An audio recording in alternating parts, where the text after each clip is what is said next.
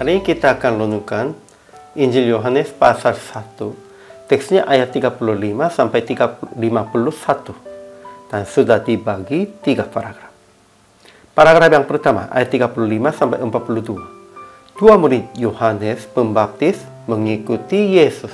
Dan Andreas, salah satu di antara dua murid itu, berkata kepada Simon Petrus, saudaranya, kami sudah bertemu dengan Mesias. Paragraf yang kedua ayat 43 sampai 46. Filipus memperkenalkan Yesus kepada Nathanael sebagai orang yang disebut oleh Musa dalam buku hukum Allah dan yang diwartakan oleh nabi-nabi. Paragraf yang ketiga ayat 47 sampai 51. Nathanael yang bertemu dengan Yesus itu mengaku, engkau anak Allah, engkau raja orang Israel. Kesimpulannya, Yohanes Pembaptis memperkenalkan Yesus sebagai anak domba Allah. Jadi dua murid Yohanes mengikuti Yesus. Mereka tinggal bersama Yesus pada hari itu. Salah satu dari mereka, namanya Andreas, berkata kepada Simon Petrus, saudaranya, kami sudah bertemu dengan Mesias. Kemudian Filipus berkata kepada Nathanael, temannya, kami sudah menemukan orang yang disebut oleh Musa dalam buku hukum Allah dan yang diwartakan oleh nabi-nabi. Tetapi Nathanael tidak percaya dengan jawaban, mungkinkah sesuatu yang baik datang dari Nazaret?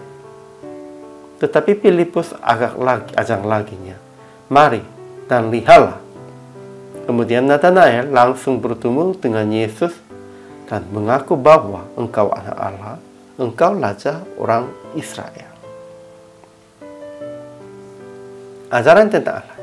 Pertama, Yesus menerimanya dua murid Yohanes Pembaptis dan Yesus meneranginya akan ia adalah Mesias dan orang yang disebut oleh Musa dalam buku hukum Allah dan yang diwartakan oleh nabi-nabi dengan ajarannya dan perbuatannya.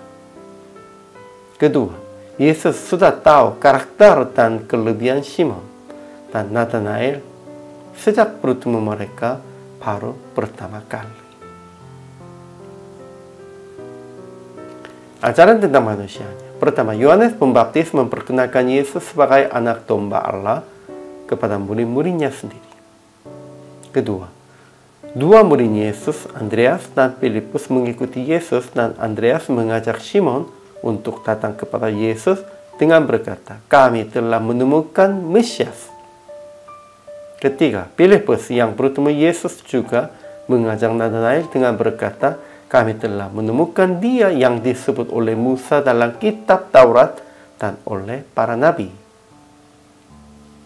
Keempat, Nathanael menolak perkataan Filipus dengan kata, mungkinkah sesuatu yang baik datang dari Nazaret? Tetapi setelah bertemu Yesus dan mendengar perkataannya, ia berkata, Lapi, engkau anak Allah, engkau raja orang Israel. Memang dalam teks hari ini, semua orangnya mengaku tentang Yesus dengan kata-kata yang variasinya. Sebagai anak domba Allah dan Mesias dan yang disebut oleh Musa dalam kitab Taurat dan anak Allah dan raja orang Israel. Begitulah. Ini variasinya begitu. Dan sebenarnya hampir sesuai dengan ajaran pengakuan iman dari Petrusnya. Tetapi banyak orang tidak menghargainya tentang itu. Kenapa? Karena itu hanya mereka pada waktu bertemu langsung mengaku.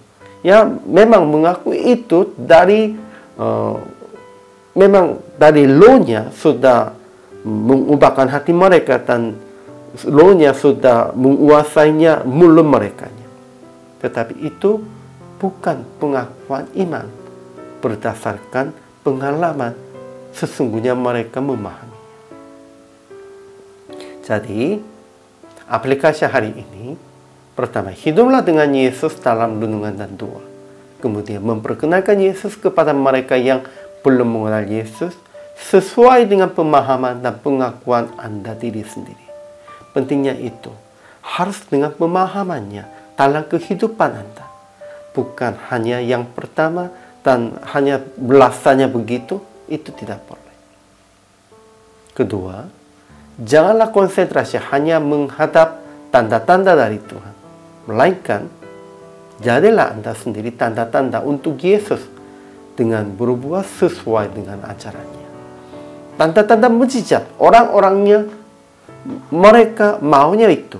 Tetapi kita harus melihatkan tanda-tandanya dalam kehidupannya. Akhirnya PR praktik hari ini, hiduplah dalam firman dengan Yesus dan jadilah tanda-tanda tentang Yesus.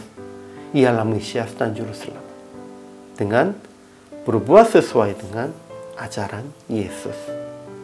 Sesuai dengan itu, kita akan menjadi tanda-tanda tentang Yesus. Inilah kehidupan orang percaya. Inilah kewajiban hamba Tuhan. Hari ini juga selama melayani, Tuhan Yesus memberkati.